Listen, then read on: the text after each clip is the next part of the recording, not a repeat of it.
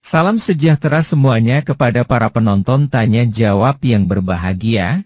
Semoga video ini bisa memberikan pengetahuan dan edukasi kepada para penonton, dan jangan lupa untuk like dan subscribe channel ini ya. Selamat malam.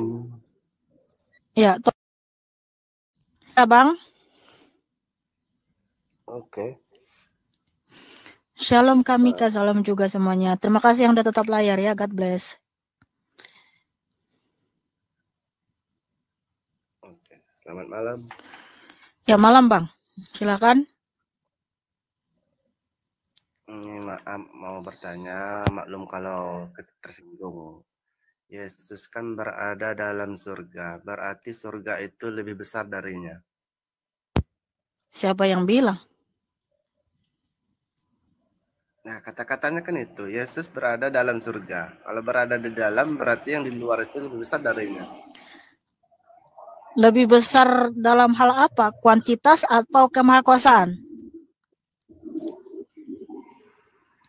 Saya tidak membicarakan kekuasaan, saya membicarakan yang besar, yang kecil. Gitu. Oke, kalau begitu Tuhanmu ada di mana? Tuhanmu ada di mana?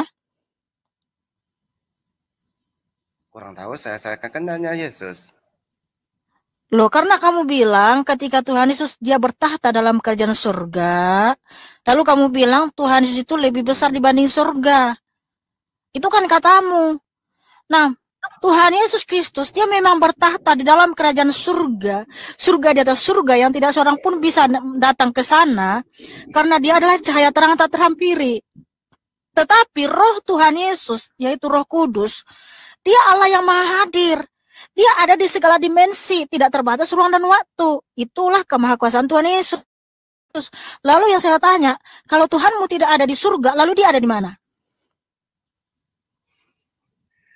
Ada kata-kata di atas arsi, bukan di dalam arsi. Arsi itu apa? Ya, contohlah sesuatu tempat gitu kan. Tempat apa? Ya, ibaratkan kata itu di suatu tempat, dia berada di atas, bukan berada di dalam. Iya, mau di atas, mau di dalam kan sama aja. Nah, di atas arsi ini apa? Orang tahu, saya nanyakan Yesus. Kalau Yesus berada di dalam, berarti di luar itu. Nggak mau tahu. Kan emangnya surga itu kamu pikir kayak rumah gitu, sehingga Tuhan Yesus ada di dalam rumah? Walah. Surga itu tidak bisa kita ukur. Dalamnya lautan bisa diukur, tetapi surga nggak bisa diukur. Kamu pikir surga itu kayak rumah, kayak istana gitu loh. Terus di dalamnya ada Tuhan Yesus. Ya pantasan aja kamu bilang gitu loh. Walah. Nah iya kan surga itu bukan kan seperti itu kan.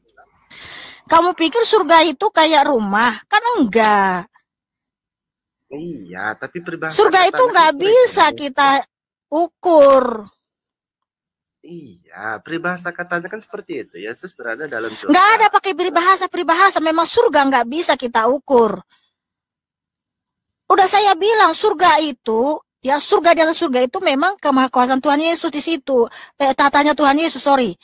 Karena di dalam iman Kristen ada tingkatan surga. Pertama cakrawala, yaitu langit. Kedua ada firdaus, lalu surga di atas surga. Nah, surga di atas surga ini adalah tahta kerajaan Tuhan Yesus yang tidak bisa seorang pun bisa masuk sana. Karena apa? Dia adalah cahaya terang tak terhampiri. Kok kamu ukur Tuhan Yesus? Itulah eksistensi Tuhan Yesus kita. Lalu saya tanya, Tuhanmu ada di mana kalau dia tidak ada di surga? Oke, kalau begitu bantah dengan Alkitabmu. Kalau surga itu lebih kecil dari Yesus. Tidak ada surga itu lebih kecil dari Tuhan Yesus, dan juga tidak ada dikatakan bahwa yang dituliskan kerajaan surga itu tahtanya Tuhan Yesus. Yesaya 66 ayat 1, surga itu, langit itu tahtanya Tuhan Yesus dan bumi ini tumpuan kakinya. Lalu Tuhanmu ada di mana, bro? Silakan jawab. Enggak, gini loh. Itu kan pemikiran saya. Iya, Tuhanmu jawab. Kan tadi saya sudah bacakan dalilnya, Yesaya 66 ayat 1, bahwa surga itu tahtanya Tuhan Yesus dan bumi ini tumpuan kakinya. Nah sekarang saya tanya, Tuhanmu ada di mana? Di arsi. Di arsi. Tadi di Nah, arsi Tuhannya dibilang. di atas- di- Oke, Tuhannya di atas arsi ini apa? Alam semesta. Oh, Tuhannya Ars- berarti di alam semesta. Bukan Di alam di- di alam semesta. Alam semesta ini berarti bukan di sorga dong. ada di bumi juga. Saya kan ngomongnya bukan di dalam atau di luar, di atas arsi. Iya, di atas arsi. Arsi ini apa? Alam semesta. Oh, berarti di atas alam semesta. Di atas alam semesta itu apa lagi? Oh, ini udah salah gini. Arsi ini kamu pengertiannya sendiri, artiin sendiri. Arsi itu ada artinya loh. Kayak Gak gini, boleh loh, gitu. Iya, mana dalilnya bahwa arsi itu alam Gini loh, semesta? gini loh. Silakan. Jangan Saya ngarang tidak gitu, berdebat dengan agama. Saya tidak berdebat dengan agama saya. Saya kan Bukan berdebat, Dek. Kan kita tanya jawab masih nyambung ya, Dek. Masih nyambung.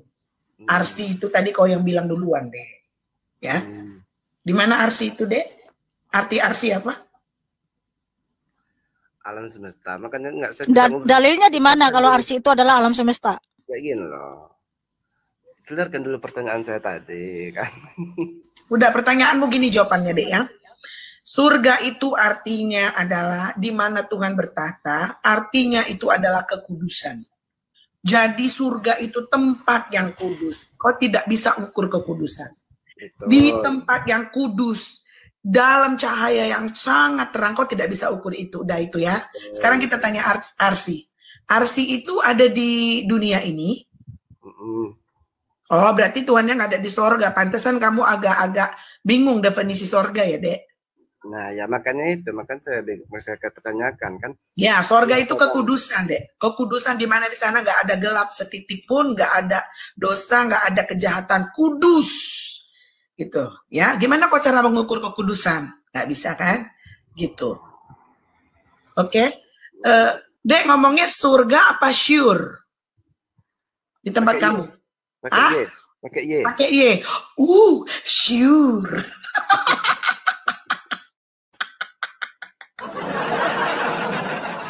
Lain deh kalau sorga kakak nggak pakai Y.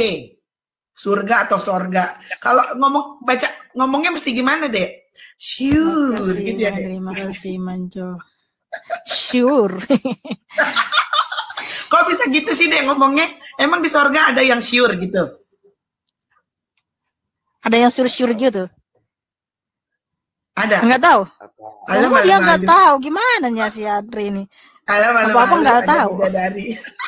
Makanya kan saya bertanya, karena saya nggak tahu. Kalau saya udah tahu, makanya nggak tanya lagi saya.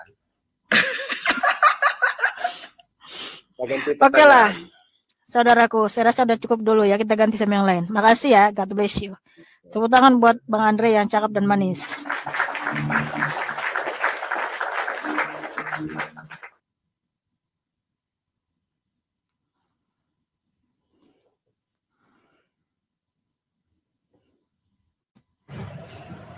Selamat malam, Rilo.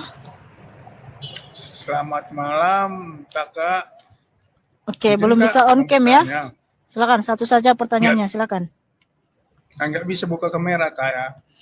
Iya, memang belum cukup pengikutnya. Belum banyak yang mengikuti ya. Ya, saya mau bertanya. Kita kan sama-sama juga Kristen. Kadang kita sering dipanggil Nasrani. Nasrani itu kenapa? Bahwa dulu kan itu Kristen itu dipanggil Kristen. Sekarang ada dibilang Nasrani. Itu yang saya mau pertanyakan, Kak. Oke, jadi di-mute aja ya. Ini pelajaran buat kita semua umat Kristen. Jangan mau dipanggil Nasrani. Tolak dalam nama Tuhan Yesus. Karena para rasul tidak pernah menyebut diri mereka Nasrani. Tetapi pengikut jalan kebenaran, penganut jalan Tuhan, kemudian Kristen.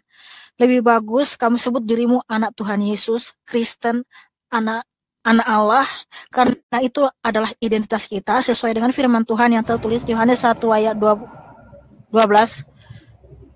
Jangan dibuka mikrofonnya, berisik. Nah, Kata Nasrani hanya satu kali ditulis di dalam Alkitab, di Kisah Para Rasul 24 ayat 5. Itu pun tuduhan tertulus kepada Rasul Paulus, bahwa kalau Rasul Paulus terbukti dia adalah seorang tokoh sekte Nasrani, pembuat kekacauan dan penyakit sampar, dia akan dijatuhi hukuman mati sama Felix. Tetapi ketika Rasul Paulus diberikan waktu untuk membela dirinya, dia tidak mengaku sekte Nasrani tetapi penganut jalan Tuhan. Dan dia juga bukan seorang penyakit sampar dan pembuat kekacauan, makanya dia tidak jadi dihukum mati oleh Felix. Tetapi itu tuduhan ya. Nah, makanya jangan kamu mau dipanggil Nasrani dan jangan sebut dirimu Nasrani. Karena Nasrani itu tidak ada hubungannya dengan keilahian Tuhan Yesus. Tetapi ketika kamu sebut dirimu Kristen, itu sudah memuliakan Tuhan Yesus. Karena di dalam kata Kristen sudah terkandung nama Tuhan semesta alam yang namanya Yesus Kristus. Karena kata Kristen diambil dari bahasa Yunani, yaitu Kristianos, diambil dari kata Kristus. 1 Petrus 4 ayat 16, Rasul Petrus menuliskan firman Tuhan. Jika ia menderita sebagai orang Kristen, janganlah ia malu, tetapi hendaklah memuliakan Allah dalam nama Kristus itu. Jadi nama Allah semesta alam, pencipta langit dan bumi adalah Yesus Kristus. Makanya sebutlah dirimu Kristen, anak Tuhan Yesus, anak-anak Allah, penganut jalan kebenaran atau penganut jalan Tuhan. Ya, seperti itu. Nah, sebutan Nasrani itu pandangan agama orang lain terhadap Kristen. Makanya kita harus tolak. Ya, karena pandangan agama orang lain terhadap kita nggak boleh dipaksakan. Ya, seperti itu saudaraku. Jadi jangan sebut dirimu Nasrani dan jangan panggil saudara seimanmu Nasrani juga ya. Seperti itu. Makasih Bang Dirilo, tetap semangat. Puji muliakan Tuhan Yesus ya. God bless you. Makasih Kak, makasih kamu sudah memberkati. Ya, tepuk tangan buat Dirilo yang cakep dan manis. Izin turun Kak ya. Yes, oke. Kasih saudaraku.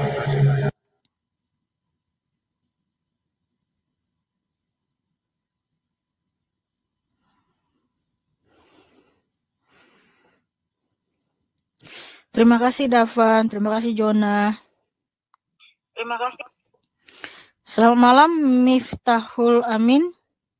Ya, selamat malam. Oke, belum bisa on cam. Silakan pertanyaannya saudaraku.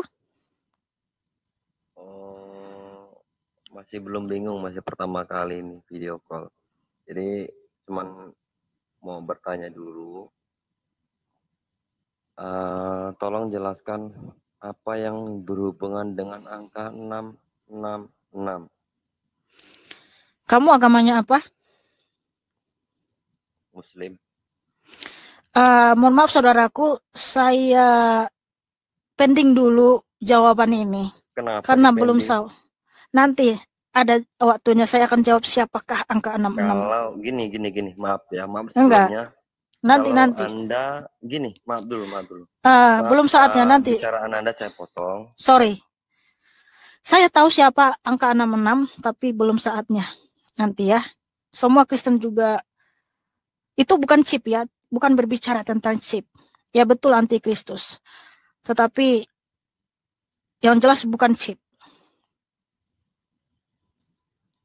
Nanti ada waktunya saudaraku ya. Kita tanya Tuhan Yesus dulu. Saya tahu siapa angka 66 itu. Ya, selamat malam Arya Dimas. Oh, karena lu cari lawan yang sepadan dong, ngap. Ya udah buka kameramu. Jangan cari yang awam. Cari orang yang awam. Yo, Sinandar kau giran datang Sinandar kau kabur.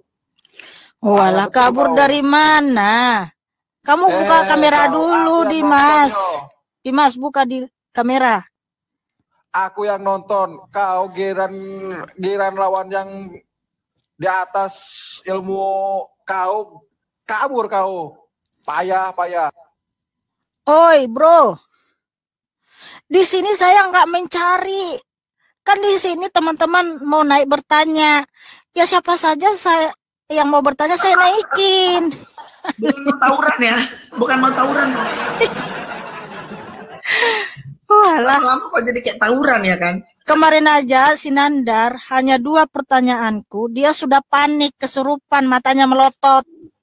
Marah dia. Nggak segan. Padahal cuma bertanya. Selamat malam Bang Paul.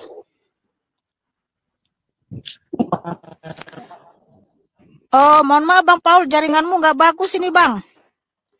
Kita turunkan ya. Cari lawan yang sepadan katanya. Ya siapa aja boleh naik ke sini. Kita sini bukan mau bertanding. Di sini Anda bertanya, kita menjawab. Anda ngeyel, kami balik bertanya. Asik. Ya, selamat malam Bang Abili.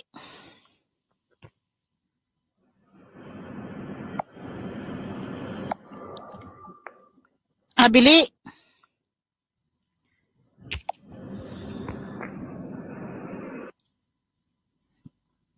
Kemarin tuh dia ngajak gue PK, Mika. Nggak mau gue. Siapa? Nandar. Itu orang ngetik di bawah tuh. Cari-cari aku. Sepenting itukah aku? Halo, assalamualaikum. Selamat malam. Waalaikumsalam. Tolong buka kamera, bro. Boleh, bro.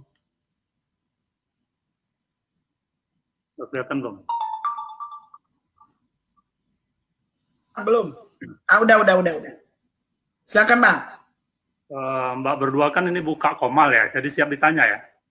Siap. Saya mau bertanya ini. Saya Muslim. Kalau Kristen itu pengikut Yesus ya? Ya, penyembah Yesus, pengikut Yesus. Tuhannya adalah Yesus. Oh gitu. Yang saya ingin tanyakan ini, saya masih bingung nih.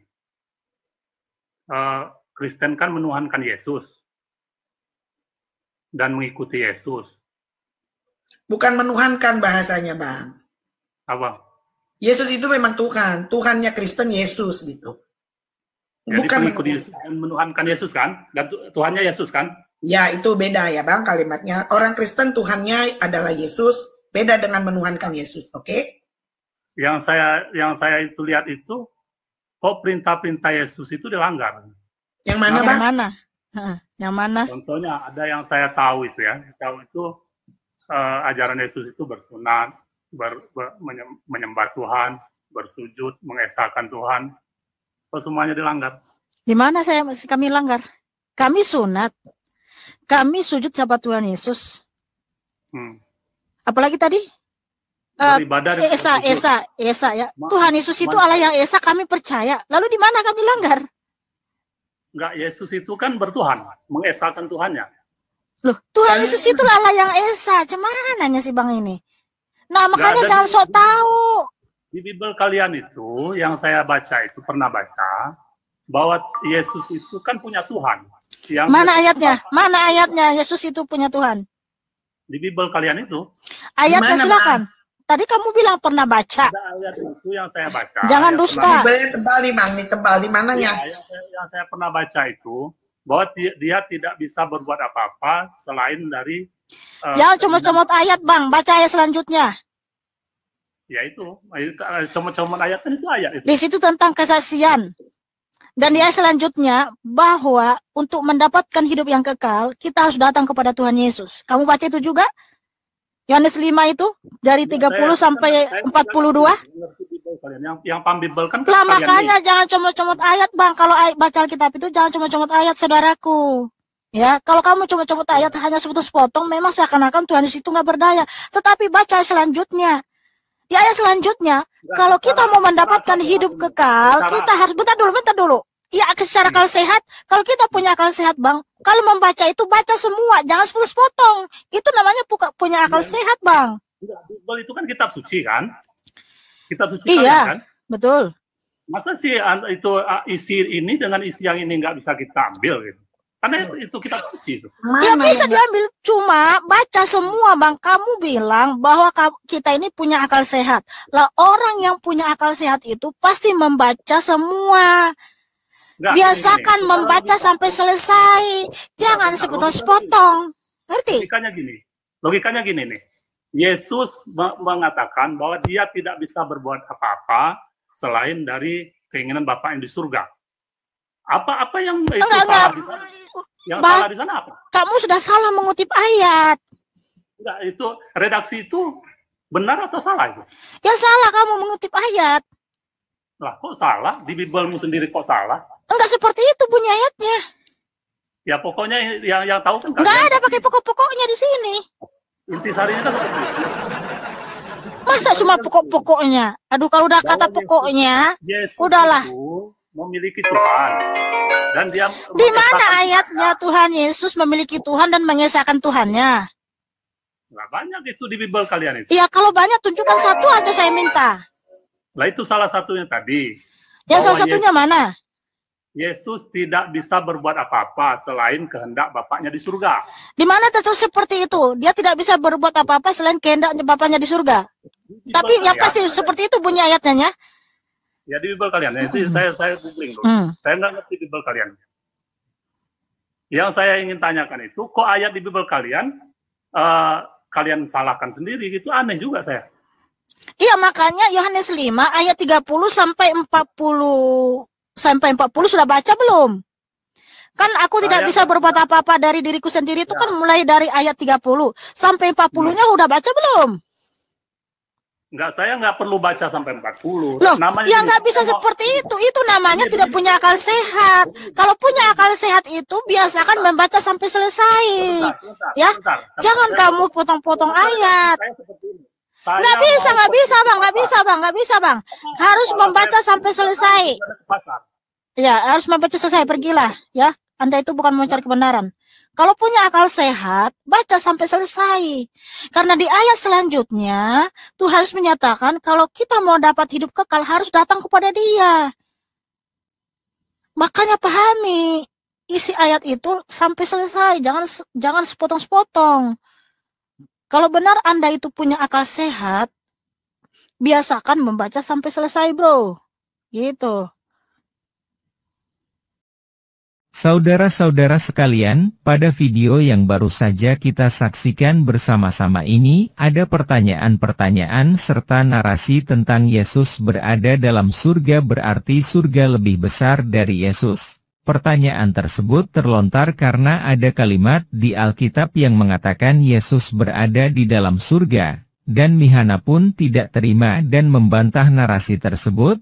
Kemudian Mihana pun balik bertanya Tuhannya Islam ada di mana. Memang keyakinan kedua agama tersebut berbeda, kalau Islam Tuhannya kasat mata sedangkan Tuhannya Kristen berbentuk nyata. Lalu ada pertanyaan lainnya dari umat Kristen yang menanyakan kenapa Kristen kok sering dipanggil dengan Nasrani, dan Mihana menegaskan kepada seluruh umat Kristen agar jangan mau dipanggil dengan Nasrani. Alasannya sudah kita lihat dan dengarkan bersama pada video ini. Juga ada perdebatan tentang bahwa menurut orang awam Yesus itu memiliki Tuhan dengan mengutip sebuah ayat di Alkitab yaitu Yohanes 5 ayat 30.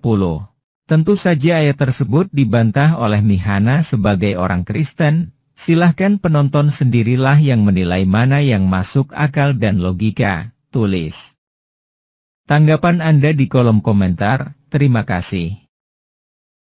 Jawabannya lihat ayat di Alkitab. Yesaya 66:1 beginilah firman Tuhan, langit adalah tahtaku dan bumi adalah tumpuan kakiku, rumah apakah yang akan kamu dirikan bagiku, dan tempat apakah yang akan menjadi perhentianku?